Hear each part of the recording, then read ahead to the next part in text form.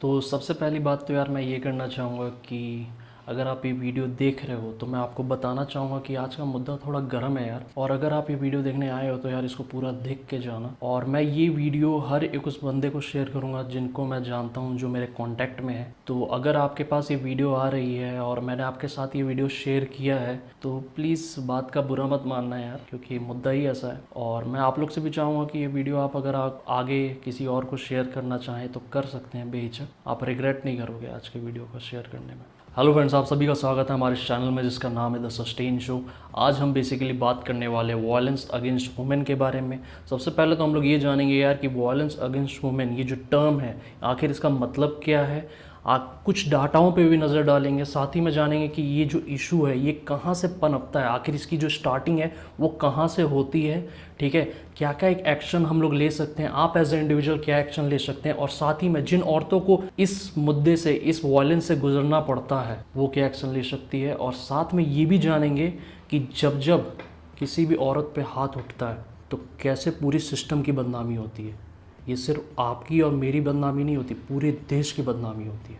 तो चलो यार स्टार्ट करते हैं।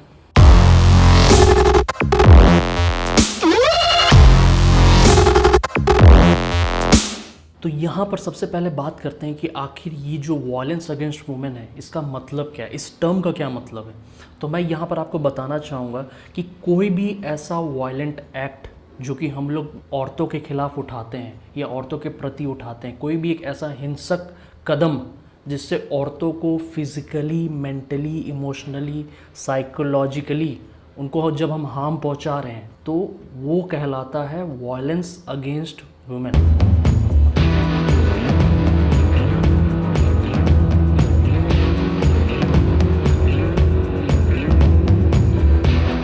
तो अभी जो आपने जो स्लाइड देखा यार, उसमें हमने आपको थोड़ा सा जानकारी दी है फॉर्म ऑफ वायलेंस के बारे में, यानी हिंसा के रूप।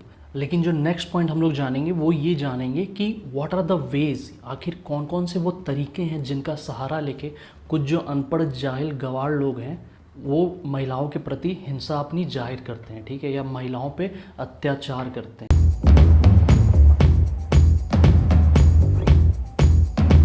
तो अभी जो आपने जो भी स्लाइड में जो वेज ऑफ वायलेंस देखा, यानी वायलेंस फैलाने के जो तरीके आपने देखे, इसके बारे में मुझे क्या लगता है यार कि आपने सारे तरीके सुन रखे होंगे कभी ना कभी तो, और आजकल सुनने को मिलते भी हैं।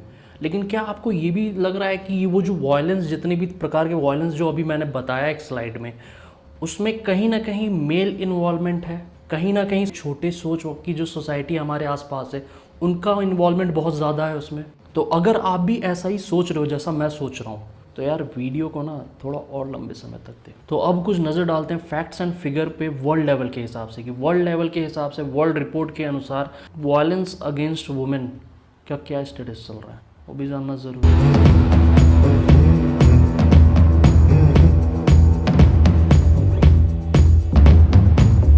तो देखो यार, आपको अभी तक यहाँ तक समझ में आ गया होगा कि आखिर जो वायलेंस अगेंस्ट वुमेन है उस टर्म का मतलब क्या है।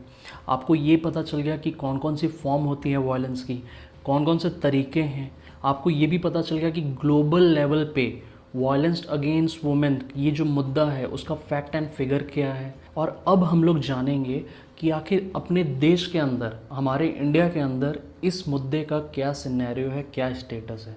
तो यहाँ पर मैं आपको बताना चाहूँगा यार सिंपल और सरल भाषा में कि दुनिया का सबसे खतरनाक देशों में से एक है इंडिया औरतों के लिए। इवन कि 2018 में थॉमसन राउटर फाउंडेशन ने ये डिक्लेयर किया था कि दुनिया का सबसे खतरनाक देश इंडिया है औरतों के लिए। और इवन कि अभी भी आप जाके देख लो यार, आप अभी गूगल में जाओ, ठीक है, वीडियो को पॉज कर लो, जाओ, ठीक है, लिखो world dangerous country for women in 2020, तो आपको साफ दिखेगा इंडिया, ठीक है, सबसे पहला ऑप्शन ही आ जाएगा, सबसे पहला नाम ही आ जाएगा इंडिया का। तो समझ रहे हो कहाँ हम लोग स्टैंड करते हैं। और मतलब ये सोचो यार, तुम इस तरीके से सोचो, चलो ये तो हम लोग इंडियंस हैं, ठीक है, हमारे को अपने देश के बारे में पता है बहुत कुछ। लेकिन जब कोई बाहर का बंदा जब वो देखेगा कि चलो यार आज रिसर्च करते हैं कि world dangerous country for women in 2020, तो क्या आएगा, इंडिया आएगा। और उसके बाद कितनी इज्जत रह जाएगी यार हमारी कंट्री की। समझ रहे हो आप? नहीं समझ रहे हो तो यार समझो। कि कोई बंदा बाहर का वो कोई रिसर्च कर रहा है और उसको सामने दिख रहा है कि world most dangerous country for the women में आ रहा है इंडिया। गजब यार। तो यहाँ पर मैं आपको बताना चाहूँगा यार कि एनसीआरबी की जो रिपोर्ट 2019 की आई थी उसके अनुसार 4,05,861 केसेस दर्ज की गई थी क्राइम अगेंस्ट वुमेन पे। और ये तो यार सिर्फ वो केसेस थी जो दर्ज हुई, जो जाके किसी ने शिकायत किया पुलिस स्टेशन में। और ऐसे कितने केसेस तो यार पुलिस तक तो पहुंच ही नहीं पाते हैं, क्योंकि वहाँ की जो औरतें हैं उनको इसके लिए भी दबा दिया जाता है कि मत जाओ, या उन्हें बहला फुसला के घर पे रख दिया जाता है कुछ दिन के लिए हाथ उठ जोड़ के, लेकिन बाद में फिर तो वही सीन होता है।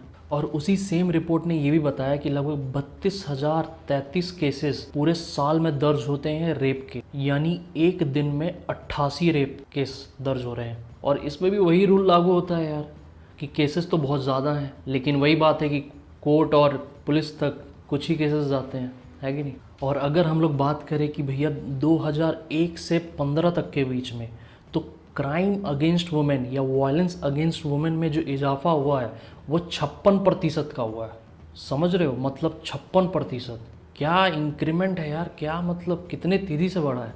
और अगर मैं इसका बेस्ट एग्जांपल बताना चाहूँ तो वो तो हमारे भाई उत्तराखंड स्टेट में ही दिख जाएगा यार, जहाँ पर गवर्नमेंट ने ही, जहाँ पर सरकार ने ही वहाँ पर एक रिसर्च किया और वहाँ पर पिछले 3 महीनों का रिपोर्ट के अनुसार ये पता चला कि 132 गाँव में कोई भी लड़की पैदा ही नहीं हुई है। ऐसा कैसे हो सकता है? ये 3 महीने हो गए हैं और 132 गाँव में, एक गांव की बात नहीं हो रही, 132 गाँव की बात हो रही है, उसमें कोई बच्ची पैदा नहीं हुई। और ये सब रिपोर्ट देखने के बाद यार मतलब मैं ये सोचता हूँ कि हम उस देश से बिलोंग करते हैं कि जिस देश को, मतलब हमारा ही देश एक इकलौता देश है जहाँ पर हम लोग अपने देश को माँ के नाम से डिनोट करते हैं, भारत माँ।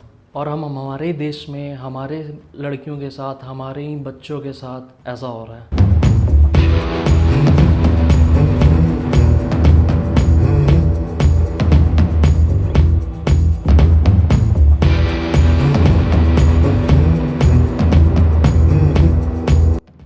देखो यार, अभी तक जो मैंने आपको पॉइंट्स बताए, फिगर्स बताए, स्लाइड्स बताया, ये सब जो जानकारी है ये आपको किसी भी वेबसाइट में, किसी भी सरकारी वेबसाइट में मिल जाएगा आराम से। लेकिन हमारे को ये भी जानना ज़रूरी है यार, आखिर ये जो वुमेन अगेंस्ट वायलेंस है ये जेंडर बेस्ड वायलेंस कैसे बन जाता है। तो यहाँ पर मैं आपको बताना चाहूँगा, अगर आपने जो मैंने इससे पहले जो आपको जितनी भी बातें बताई, तो अगर आप समझ रहे होगे, अगर आपने उस पर ध्यान दिया होगा, तो आप ये ज़रूर देख रहे होगे कि यार मतलब, और ये आप सुनते भी आ रहे होगे कि बहुत सारी ये सब जो चीज़ें होती हैं ये एक वर्ग को उठाने के ऊपर है और एक वर्ग को नीचे करने के ऊपर है। यानी मर्दों को यहाँ पर कोई दिक्कत नहीं हो रही है, मेन हो रहा है कि महिलाएं नीचे दबते जा रही हैं। और जबकि महिलाओं का जो पॉपुलेशन है वो इंडिया में वो है 48%, लगभग आधा मान के चलो। तो ऐसा आखिर क्यों हो रहा है कि मतलब हमारे देश का जो एक हिस्सा है वो दबता जा रहा है, उसके साथ इतना मतलब अत्याचार, इतना वायलेंस, इतना क्राइम हो रहा है, आखिर क्यों हो रहा है? कभी सोचा है? नहीं सोचा है ना, तो अब सोचना स्टार्ट करो। सोचा? नहीं समझ में आया? सोचो, थोड़ा और सोचो। तो अगर नहीं सोचा और नहीं समझ में आया तो नेक्स्ट हमारा पॉइंट यही है कि आखिर हमेशा औरतों को ही हमेशा इस तरीके के वायलेंस से, इस तरीके के क्राइम से क्यों गुजरना पड़ता है। तो इस क्वेश्चन का आंसर जानने के लिए यार हमारे को ना, हमारी जो सोसाइटी, हम लोग जिस सोसाइटी में रहते हैं, ठीक है, उसका जो मेंटेलिटी है उसके बारे में भी थोड़ा समझना पड़ेगा। तो यहाँ पर मैं एक पॉइंट आपको एकदम क्लियर कर देना चाहता हूँ कि अभी जो हम लोग जिस बारे में डिस्कशन कर रहे हैं वायलेंस अगेंस्ट वुमेन के ऊपर, इसमें सारे मर्द नहीं आते। ऐसा नहीं है कि पूरी इंडिया में जो जितने भी मर्द हैं सभी अपनी औरतों पे हाथ उठा रहे हैं, ऐसा नहीं है। जो 40% जो मर्द है ना, उन्हीं ने बेड़ा गर्क कर रखा है सबका, यूँ समझ लो। तो आज इस जो 40% वालों की जो मेंटेलिटी है ना, उस पर एक नज़र डालते हैं और समझते हैं कि आखिर ये आखिर करते क्यों है ऐसा। हाँ, तो हम लोग यार जो डिस्कशन करने वाले थे वो ये करने वाले थे कि आखिर जो माइंडसेट है, जो सोसाइटी की जो माइंडसेट है उसके बारे में। अब इसको एक एग्जांपल के तौर पे समझो, एग्जांपल के तौर पे समझाऊंगा तो समझ में भी आएगा। फॉर एग्जांपल एक फैमिली है, ठीक है, वहाँ पर उनकी 3 लड़कियाँ हो गई हैं, ठीक है, पहले से 3 लड़कियाँ हैं। अब वो फैमिली के जो हेड हैं, जो घर में माता पिता हैं, वो क्या करने लग जाएंगे भाई, पूरा पूजा पाठ करने लग जाएंगे लड़कों के लिए कि भैया अगला उनका बच्चा लड़का हो। अब ये समझो कि यार लड़का हो गया, अब वो क्या देखेंगे कि लड़के के प्रति एक अलग ही रुझान उनका रहेगा कि जो फैसिलिटीज़ हमारे को लड़कियों को देना चाहिए था उन फैसिलिटीज़ को अच्छे से प्रोवाइड ना करके वो लड़के को ही दिए जा रहे हैं। खाने के लिए अच्छा, और ऐसा होता है, मैं ये पहली बता दे रहा हूँ, ये ऐसा होता है। लड़कों को ज़्यादा एक्सपोजर देना, जबकि लड़की आपकी बहुत तेज़ है पढ़ने में भाई, वो मतलब आउटस्टैंडिंग है, लेकिन एक्सपोजर किसको देना, लड़कों को ज़्यादा करना। हालांकि ये भी एक रिसर्च में बताया गया है कि अगर आपके घर में लड़की है और लड़का है, और बात अगर पढ़ाई के मामले में की जाए, तो फैमिली जो इस प्रकार की मेंटेलिटी की जो फैमिली है वो लड़कों को ही भेजते हैं आगे पढ़ाने के लिए, लड़कियों को नहीं भेजते हैं, चाहे लड़की कितना भी टॉप का पढ़ाई पढ़ती हो। और जब ऐसा एक सिचुएशन घर में रहेगा तो मान के चलो वो लड़का है, ठीक है, उसके दिमाग में क्या जाएगा कि भैया हम तो बहुत वीआईपी हैं, हम तो बहुत टॉप के हैं भाई, हमने बहुत तीर काम किया है पैदा होके, तो हमारे को फिर एक अलग ट्रीटमेंट मिल रहा है। जबकि उससे पहले उसकी 3 बड़ी बहनें हैं और वो देख रहा है कि उसकी इज्जत तो हो नहीं रही उन 3 बड़ी बहनों की, लेकिन हाँ इसको पूरा वीआईपी ट्रीटमेंट मिल रहा है। तो यहाँ से उस लड़के के दिमाग में एक सुपीरियरिटी की माइंडसेट बन जाती है कि हाँ भैया हम तो महान हैं, हम तो बाहुबली हैं। ऐसा होता है, सुनने में थोड़ा अजीब लग रहा है लेकिन ऐसा होता है। तो इसका मैं एक और एग्जांपल देता हूँ। मान के चलो एक घर है जिसमें एक माँ बाप भाई बहन, और बहन बड़ी है और बहन जा रही है पढ़ने के लिए बाहर, ठीक है, बहन ने बहुत अच्छी पढ़ाई पढ़ी, आज के टाइम पे बहन उसकी जॉब भी कर रही है, लेकिन माइंडसेट समझो, अब उस लड़के को तो फील हो रहा है कि भाई वो सुपीरियर है, क्योंकि उसको शुरुआत से फील करवाया गया है, बहुत वीआईपी ट्रीटमेंट किया गया है। भले छोटा है, काम करने में कुछ नहीं आता जाता, लेकिन उसको ट्रीटमेंट वैसी मिली है। जबकि लड़की एक मेहनत कर रही है, काम कर रही है, खुद का खाना खुद बना रही है, जॉब कर रही है, सब कुछ कर रही है, लेकिन ट्रीटमेंट और जब भी कोई डिसीजन की बात आती है तो उस लड़के से पूछा जाता है। तो हम लोग कहाँ स्टैंड कर रहे हैं, और हमारी जो मेंटेलिटी है, हमारी जो इस समाज की जो मेंटेलिटी है, वो तो मैं समझ ही नहीं पा रहा हूँ। और दुख की बात बताऊँ क्या है कि ये आज के टाइम पे होता भी है, और इस प्रकार के लड़के लिटरली अपने आप को बहुत 30 मार खान समझ जाते हैं, बहुत अपने आप को बाहुबली समझ जाते हैं, जबकि वो होते कुछ भी नहीं है। वो होते कुएं के मेढक के बराबर है, जिन्होंने आज तक कोई दुनिया में देखा नहीं होता है कुछ, लेकिन अपने आप को उस 4 दीवारी के अंदर अपने आप को एकदम चौधरी बने समझते हैं। और यहाँ पर ये समझते हैं कि आखिर ये जो मेंटेलिटी जब बड़ी होती है, ठीक है, जो इस प्रकार के लोग हैं, इस प्रकार से जिनको पाला जाता है, पाला पोसा जाता है, और उनको जब बड़ा किया जाता है तो उनके दिमाग में आ जाता है एक पितृसत्ता वाली मेंटेलिटी। यानी उनकी जो सोच हो जाती है वो पितृसत्तात्मक सोच हो जाती है, जहाँ पर उन्हें बहुत सुपीरियर फील कराया जाता है। उनको ये फील कराया जाता है कि यार लड़कियाँ तुम्हारे से दब के रहेंगी। इवन कि मैं शादी की बात करूं, शादी में क्या होता है, एक लड़का और एक लड़की की शादी होती है कि नहीं। इसमें बोलोगे आप नॉर्मल तो सब बोल रहे हो यार, तुम कुछ अलग तो बोल नहीं रहे हो, लेकिन सोसाइटी क्या फील कराती है, सोसाइटी फील ऐसा करती है कि मान के चलो अगर आप लड़की वाले हो तो ऐसा फील हो जाएगा कि अरे भाई साहब बहुत एहसान कर दिया आपने मेरी बच्ची से शादी करके। हालांकि आज के बहुत से जनरेशन, बहुत से सोसाइटी में ऐसा नहीं होता है, लेकिन बहुत से तबकों में ऐसा होता है। ऐसा फील हो जाएगा ना जैसे कि लड़का पता नहीं उसने मतलब शादी कर लिया तो कौन सा महान काम कर दिया, जबकि उस लड़के को 100 लड़कियों ने रिजेक्ट कर दिया था। एक बात ध्यान रखो, जो इस तरीके की सोच वाले हैं, लड़का लड़की एक समान है भाई। और ये क्या है, ये जो पितृसत्तात्मक जो सोच है, इसका क्या मतलब, तुम लोगों को क्या लगता है कि ये क्या सिर्फ लड़की के लिए मुसीबत है, लड़के के लिए और भी गंदा है, कल को उसको 100 तरह की बीमारी हो जाएगी। पितृसत्तात्मक सोच में क्या है, लड़के को मैंने जैसा कि आपको बताया कि सुपीरियर फील करवाया जा रहा है। अब लड़के के सामने कितनों मुसीबत आ जाए, कितनों मतलब दुख आ जाए, लेकिन उस सोच के कारण, क्योंकि उसको शुरुआत से सिखाया गया है कि लड़के सुपीरियर होते हैं, तो वो रोना छोड़ देते हैं। अब रोना छोड़ देते हैं तो जो लड़कों का इमोशन है वो बाहर निकल नहीं पाता। और इसके खिलाफ तो यार कितनी एड्स बनी है, ठीक है, एक वो जो लेफ्टिनेंट कर्नल की जो एड बनी थी जिनके गोली लगी थी कि इवन मैन कैन क्राई। लेकिन ये जो सोच जहाँ आती है वहाँ पर लड़कों तो ऐसे बना दिया जाए फौलाद की तरह। तो ये जो सोच है ना यार, ये सिर्फ औरतों के लिए नहीं, ये लड़कों के लिए भी नुकसानदायक है। बात को समझो, ये हमारी सोसाइटी के लिए एक टैबू बन जाएगा किसी दिन, मैं ये बता दे रहा हूँ। देखो, हम लोग बहुत साल से, बहुत जन्मों से हम लोग कहते आ रहे हैं कि अत्याचार सहना नहीं है। हमारी लड़की हम लोग ब्याह करके भेज देते हैं दूसरे घर में, और उनको ये भी बोल के भेजते हैं कि कोई भी अत्याचार हो बेटा सहना मत, है कि नहीं, बोलते हैं ना, तुरंत आ जाना। हम लोग लड़की को इतना पढ़ाते हैं, उनको इतना एम्पावर करते हैं, एजुकेट करते हैं, ताकि कल को कोई प्रॉब्लम हो तो लड़कियां डट कर उसका सामना कर सकें। लेकिन कभी कोई ये नहीं समझाता भाई तेरी शादी हो रही है, हमारे इस घर में बहू आ रही है, हमारे को और तेरे को उसके साथ अच्छे से अच्छा बर्ताव करना है, ये कोई नहीं समझाता। तो यहाँ पर हमें हमारे लड़कों को ट्रेन करना पड़ेगा कि भैया एक औरत से कैसे बर्ताव किया जाता है, कैसे बिहेव किया जाता है, भले वो कोई बाहर की लड़की हो, कोई राह चलती, या वो अपने घर की बहू हो। और ये मैं हर एक तबके को बोल रहा हूँ, हर एक जाति, हर एक समाज, हर एक धर्म के लोगों में ये दिक्कत है भाई।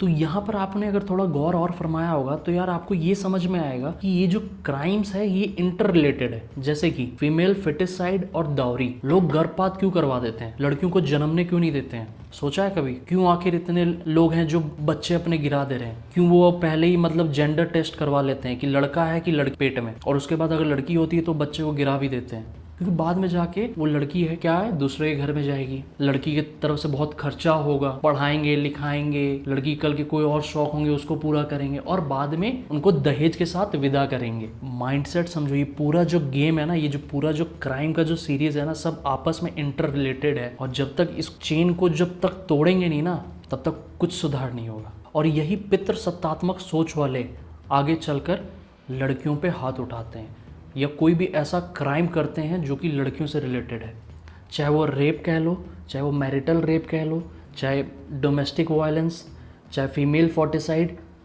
तो ये सब क्या है, ये जो पितृसत्तात्मक जिनकी सोच है, ये उसी का नतीजा है। क्योंकि इनको क्या फील हो रहा है, ये हम बहुत सुपीरियर हैं, हम जिसको चाहे उसको बोल सकते हैं, गाली दे सकते हैं, पीट सकते हैं, मार सकते हैं। क्योंकि इन जैसों की मेंटेलिटी बताओ क्या रहता है, पूरी दुनिया का गुस्सा, पूरी दुनिया की गाली सह के जो तुमसे सबसे कमज़ोर है उस पर हाथ उठाना है। तो आखिर आप यहाँ पर सोच रहे होंगे कि आखिर ये जो औरतें हैं ये इतना सब कुछ सहती क्यों है, क्यों आखिर ये इस बेकार से आदमी का मार सहती है, या क्यों इसका जो अत्याचार है वो उसको सह रही है और सह के कुछ कर नहीं रही है। सबसे पहला, हर एक औरत ये सोचती है ना कि आज ना तो कल उसका पति सुधरेगा, उसके साथ जो रह रहा है बंदा वो सुधरेगा। आज नहीं सुधरेगा, कल को अगर उसके बच्चे होंगे तो बच्चों के आने के बाद सुधरेगा। इस कारण औरत कोई स्टेप नहीं उठाती है। दूसरा क्वेश्चन ये बनता है कि अगर कोई औरत के ऊपर ऐसा कुछ हो भी रहा है तो क्या करना चाहिए। सिंपल और सरल भाषा में बता रहा हूँ, ज़ीरो टॉलरेंस दिखाओ। आज एक थप्पड़ मारा है, कल को कुछ भी कर सकता है। घर छोड़ो, सीधे जाओ बाहर और चिल्लाओ, भीड़ इकट्ठा करो, घर में बैठ के चुप ना रहो एक कोने में दुबक के, कुछ नहीं होगा उससे। लेकिन जहाँ चिल्लाएगी ना, वहाँ पर पता नहीं पूरी दुनिया तेरे साथ खड़ी हो जाएगी। और यहाँ पर बहुत बड़ा रोल ना है भाई, जो पेरेंट्स हैं, जो लड़की के माँ बाप हैं, उनका भी बनता है। अगर कल को कोई लड़की अगर एक भी पॉइंट बता रही है ना कि हाँ माँ मेरे पे उसने हाथ उठाया, तो उसको भरोसा दो कि बेटा अगर तेरे पे कोई अत्याचार हो रहा है तो तुरंत आजा मेरे घर, रहने की ज़रूरत नहीं है उसके पास। जब तक ये भरोसा नहीं दिखाओगे यार, जब तक ये भरोसा आप जताओगे नहीं, तब तक आपकी लड़की कैसे मतलब कॉन्फिडेंट होगी, ये समझो ना, कैसे वो दुनिया को बोल पाएगी। ये कभी मत करना कि लड़की को के ऊपर अत्याचार हो रहा है और तुम बोल दो कि बेटा अब तो वो तुम्हारे घर है, जो भी है जैसा है एडजस्ट करके रहो।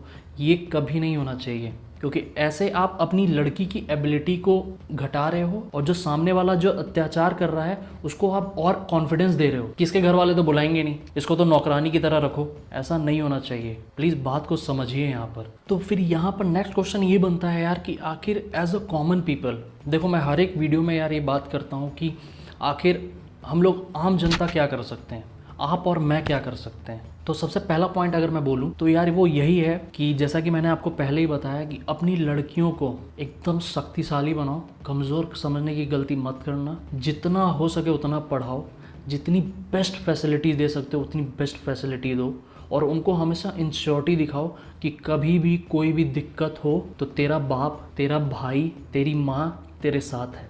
दूसरा पॉइंट, हमेशा अपने बच्चों को इस बात की जानकारी दीजिए, इस बात के बारे में बताइए कि चाहे लड़का हो या लड़की हो, दोनों एक समान है, कोई डिफरेंस नहीं है। इस वीडियो का बनाने का माध्यम ये नहीं है कि लड़कियों को एकदम ही ऊंचा उठा दो, नहीं, ऐसा नहीं है भाई। और अगर कोई सोच रहा है तो ये गलतफहमी निकाल दो। यहाँ पर बात बराबरी की है, किसी एक को ऊपर उठा के किसी एक को नीचा दिखाने की नहीं है, बात बराबरी की हो रही है। बैलेंस बनाने के लिए बोलो, किसी को इतना मत कर दो कि वो एकदम ही चढ़ जाए और एक एकदम ही बैठ जाए। तीसरा पॉइंट, अगर आप पेरेंट्स हो तो प्लीज़ एक बात का ध्यान ज़रूर रखना, कभी भी अपने बच्चों को, चाहे वो लड़का हो या लड़की हो, उनको आप खुद से खिलौने ला के मत दो। जैसे कि हमारा होता है ना कि लड़कियों को अगर हम लोग खिलौने देते हैं तो वो किचन सेट दे देते हैं, गुड़िया दे देते हैं, लड़कों को दे देते हैं कुछ बंदूक टाइप, चाकू टाइप या कुछ भी ऐसा। तो उसमें भी एक अलग सा ना साइकोलॉजिकल इम्पैक्ट पड़ता है। लड़कों को आप क्या दे रहे हो, एक बोल्ड खिलौना दे रहे हो, लड़कियों को क्या दे रहे हो, आप सॉफ्ट खिलौना दे रहे हो। तो वो चीज़ नहीं होनी चाहिए। ये बच्चों को डिसाइड करने दो कि उनको कौन से खिलौने से खेलना है, आप मत डिसाइड करो, ताकि जब वो खिलौने से खेले तो उनका इंटरेस्ट जागे, वो डिफरेंट डिफरेंट चीज़ों को समझ पाएँ और वो अपने आप को बिल्ड कर पाएँ अपने तरीके से, ना कि आपने जो खिलौने पकड़ा दिए उसके तरीके से। चौथा पॉइंट, अपने घर में ऐसा इन्वायरमेंट बनाएं जो कि एक जेंडर फ्री हो। ऐसा ना हो कि आप सारा काम घर का, अगर आप जो भी काम है वो पूरा लड़की को ही पकड़ा दे रहे हैं। ऐसा नहीं होना चाहिए। अगर लड़की घर में झाड़ू लगा रही है तो लड़के से पोछा लगवाओ।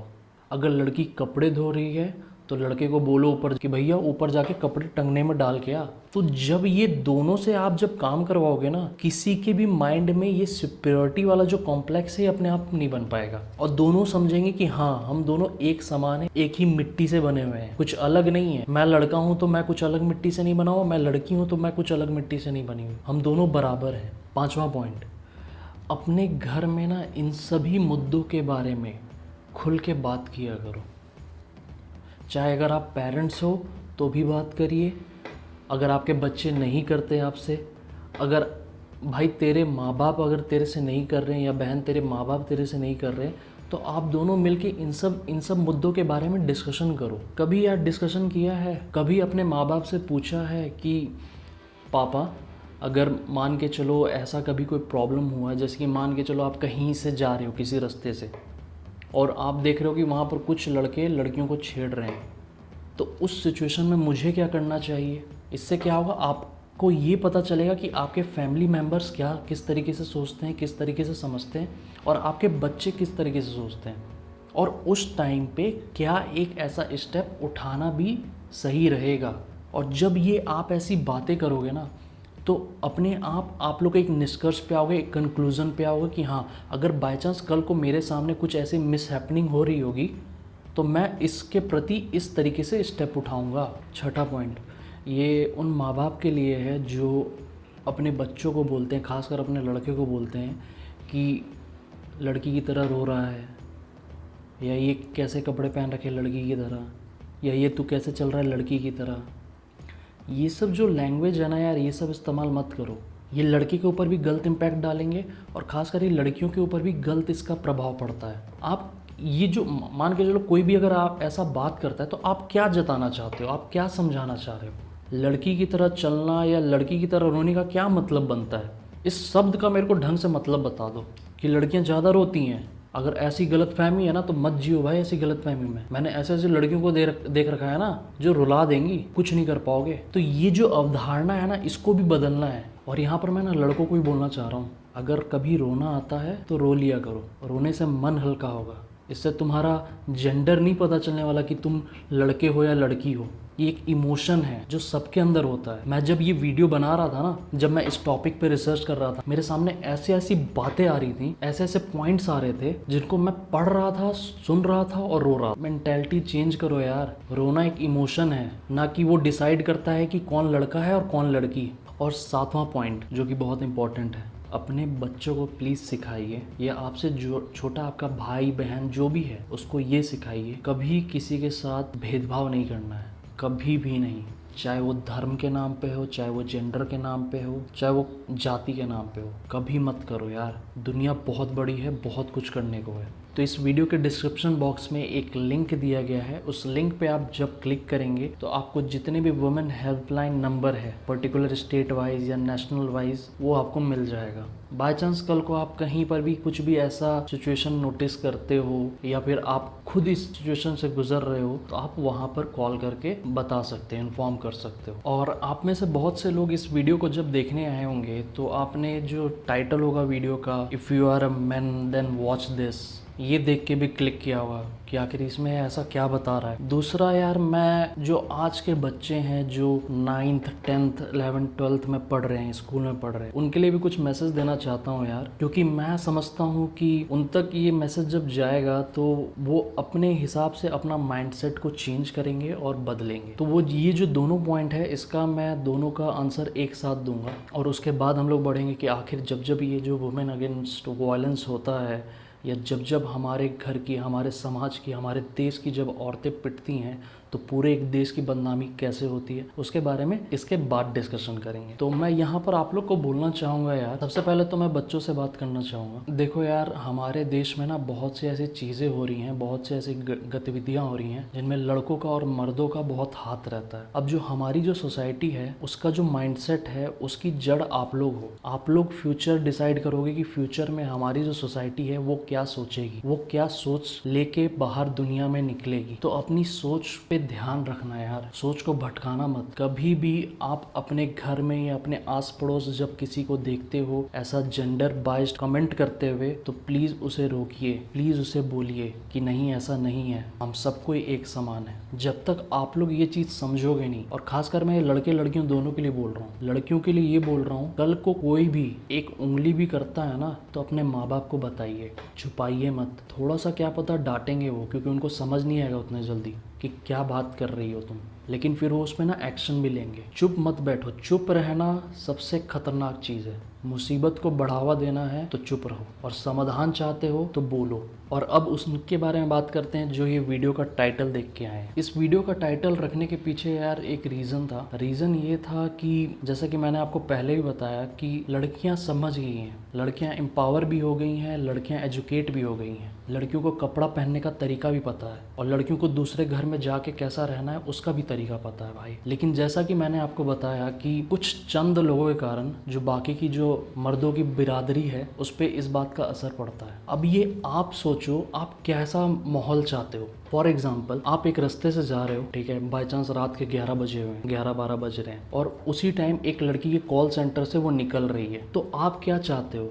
कि वो लड़की आपको देख के डरे, आपको देख के वो सहमे, या वो लड़की एक नॉर्मल बिहेव करे, अरे कोई नहीं, कोई होगा यार जो ड्यूटी करके आ रहा है लड़का। अगर मेरी बात की गहराइयों को ढंग से समझ रहे होगे ना यार, तो मेरा ये वीडियो बनाना ना सफल हो जाएगा आज का। हम क्या माहौल चाहते हैं, क्योंकि बदनामी किस बिरादरी की हो रही है, किस जेंडर की हो रही है, मर्दों की हो रही है, मेंस की हो रही है। क्या हम ही लोग दुष्ट पापी हैं कि कल को अगर हम लोग कहीं गली में, अगर बाई चांस हमारे 4 दोस्त खड़े हैं और हम लोग खड़े होकर बात करने लग जाते हैं, तो आस पड़ोस के लोग क्या बोलने लग जाते हैं कि यार ये पता नहीं कैसे आवारा लोग खड़े हैं, जबकि हम लोग बात कुछ ना कुछ अच्छा ही कर रहे होंगे, हेल्दी टॉक्स चल रहा होगा, लेकिन लोग वहाँ हमारे को जज करने लग जाते हैं भाई मेरे। और वो चीज़ ना बहुत खटकती है।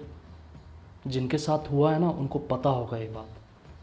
आप किस तरीके का माहौल चाहते हो यार, ये मैं सारे अपने भाइयों से बात कर रहा हूँ कि आप कल को कोई लड़की को देखो रात को, जैसे कि मैंने आपको इससे पहले एक सिचुएशन बताया, उस लड़की को जब आप देखो और वो लड़की आपको देखे तो एकदम डर के निकले साइड से, एकदम दुबक के साइड से निकले, भले आपका इंटेंशन कितना भी अच्छा हो यार। आप क्या चाहते हो कि समाज हमारे से डरे? आप ऐसा नहीं चाहते होगे, मेरे को पता है, और आप मेरी बात से सहमत भी होंगे कुछ लोग। तो इसी कारण अब हम लोगों का ही कर्तव्य बनता है अपने जेंडर को सुधारने का, लोगों को और जागरूक करने का, इस सोसाइटी को, इस मेंटेलिटी को हटाने का। तो यहाँ पर मुझे क्या लगता है यार कि अब औरतों के साथ साथ मर्दों को भी इस मुद्दे के लिए आवाज़ उठानी पड़ेगी। तो प्लीज़ आवाज़ उठाएं, और मैं आप लोग से विनती करता हूँ कि इस वीडियो को ज़्यादा से ज़्यादा शेयर करो यार। शेयर करने के पीछे भी रीज़न है। पहला रीज़न ये है कि इससे सोसाइटी को पता चल जाएगा कि हाँ, आप भी वैसे ही सोच रहे हो जैसा मैं सोचता हूँ, या जैसे इस वीडियो में मैसेज दिया गया है मैं भी वही सोच रहा हूँ। और जब वो आप शेयर करोगे तो दूसरे भी उसको शेयर करेंगे, उन तक भी ये मैसेज जाएगा। अगर कोई बंदा किसी औरत के प्रति क्या पता कुछ गलत सोच भी रहा हो, अपनी बीवी के प्रति ही गलत सोच रहा हो, तो क्या पता वो जब ये वीडियो देखे तो उसकी मेंटालिटी थोड़ी तो चेंज हो। क्या पता कोई औरत अगर ऐसा कुछ सह रही होगी तो वो तो कुछ एक्शन ले। ये वीडियो बनाने का ना बहुत मकसद है भाई। तो अगर अभी तक आप वीडियो देख रहे हो तो यार थैंक यू यार वीडियो देखने के लिए। और बढ़ते हैं अपने सबसे लास्ट पॉइंट पे कि आखिर ये जब भी ऐसा कोई मुद्दा होता है तो पूरे देश का नुकसान कैसे होता है, पूरे देश का जो वजूद है वो कैसे दांव पे लगता है, या पूरे देश की जो बेइज्जती है वो कैसे होती है। एक छोटे से एग्जांपल के साथ ही स्टार्ट करते हैं। मान के चलो एक घर में किसी औरत पे हाथ उठाया गया। जब हाथ उठाया गया तो वो औरत गई पुलिस वाले के पास। पुलिस वाले के पास गई तो कभी मान के चलो पुलिस वाले नहीं वहाँ पर मिले, या पुलिस वालों ने कभी कभार मना कर देते हैं, बोलते हैं कि चलो ऐसे ही एडजस्ट कर लो। फिर लेकिन बाद में क्या होता है, फिर वो औरत पे उसी प्रकार का हिंसा फिर से होता है। फिर वो जाती है पुलिस वाले के पास। की बार चलो पुलिस वाले ने मतलब एफआईआर दर्ज कर ली। पुलिस वाले के एफआईआर दर्ज करने के बाद क्या होगा, फिर ये जाता है मामला कोर्ट पे। अब कोर्ट में जब मामला जा रहा है यार, हमारे यहाँ पर ना कोर्ट बहुत प्रकार के हैं। मान के चलो कोई भी ऐसा जब मुद्दा होता है जो कि बहुत हिंसक प्रकार ले ले, जैसे कि रेप का ही मुद्दा ले लो, ठीक है, तो वहाँ पर हमारे को फास्ट ट्रायल कोर्ट्स बनाई गई हैं। लेकिन अगर मैं बात करूँ सिर्फ फास्ट ट्रायल कोर्ट की, तो उसका भी जजमेंट उतना फास्ट नहीं निकल पाता है, उसमें भी बहुत टाइम लग जाता है। आप निर्भया वाले ही केस को देख लो यार, 7 साल लग गए उस फास्ट ट्रायल कोर्ट में भी उसका जजमेंट पास होने में। तो यहाँ पर हमारे को एक कोर्ट ऐसा चाहिए जो इन सब के प्रति जल्द से जल्द कार्रवाई करे। एक इसके लिए अलग टीम चाहिए, पुलिस की एक अलग टीम, हर एक चीज़ की, वकीलों की अलग टीम, जज की एक अलग टीम, जो कि इसका जल्द से जल्द समाधान निकाल सके, ताकि लोग जो ऐसा सोचते हैं ना उनके दिमाग में ही पड़े कि नहीं भैया अब ऐसा कुछ करूँगा तो पंगा हो सकता है। एक औरत पिटी, एक पुलिस वाले की इमेज डाउन हुई, जब वो औरत वहाँ पर एफआईआर दर्ज करने गई, जब ऐसा टाइम लगा पूरा जुडिशियल सिस्टम में, तो एक कोर्ट का जो हमारा जजमेंटल प्रोसेस है उसका मजाक बना, और एट द एंड वो औरत फिर खड़ी है अपने जजमेंट का इंतज़ार करने के लिए कि आखिर क्या फ़ैसला आएगा। और ये हमारे देश का सिस्टम है, और ये हमारा देश है जिस देश को हम लोग भारत माँ बोलते हैं। अगर किसी बात से बुरा लगा हो तो माफ़ी।